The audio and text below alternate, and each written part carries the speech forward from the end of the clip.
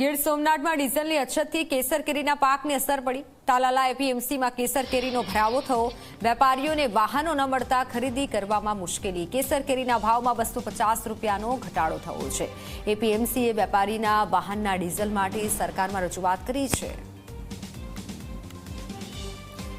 કેરીની અંદર આ વર્ષે છે ને 4 વર્ષ પહેલા કાંઈ હતું નહીં। આ વર્ષે થોડુંક ઉત્પાદન છે, આગળ પાછળ છે ઉત્પાદન, પરંતુ કેરીની પરિસ્થિતિ એવી છે કે અત્યારે જે ડીઝલની પરિસ્થિતિને ઊભા હિસાબે કેરીનો ભરાવો તાળા યાર્ડમાં બહુ થઈ ગયો છે, જેને હિસાબે આજે ખેડૂતોના ભાવમાં સહન કરવાનો વારો આવી। કેટલોક ભાવ ઓછો થયો, કેટલીક અસર આવી? 250 થી 300 રૂપિયા મિનિમમ એક બોક્સ ભાવ ઘટાડો આવે છે। માર્કેટમાં એ અસર આવી છે કે તમને કોઈ બહારના જે વેપારીઓ અહીં કેરી લેવા આવતા હતા, અન્ય મોટા મોટા જે શહેરોમાં છે એને ડીઝલને હિસાબે કોઈને ગાડીઓ મળતી નથી, એટલે એ વેપારી અહીં તાલાળે પહોંચી નથી શકતા। તો એને હિસાબે આજે કેસર કેરીમાં હું તમને કહું 200-300 રૂપિયાનો બોક્સે ફેર પડી ગયો છે। ભરાવો કેટલો થાય?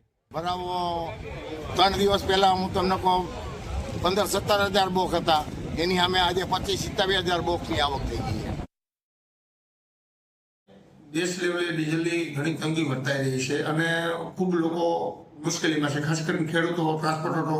અને હવે આની અસરની વાત કરવામાં આવે તો માર્કેટિંગ યાર્ડમાં છેલ્લા 2-3 દિવસથી વધતા ઓછા અંશે ડીઝલની અસરો ભાવમાં ટૂંકમાં દેખાવા મળી છે, કારણ કે અત્યાર લગી જે કેરીની ગરાગી હતી તે ખાવાની ગરાગી હતી, હવે થોડાક વધતા ઓછા અંશે બહારની પરપ્રાંતની ગરાગી લાગી છે, જેને ગાડી લોડિંગ કરવામાં થોડા ઘણા ઇસ્યુ થવા માંડી ગયા છે।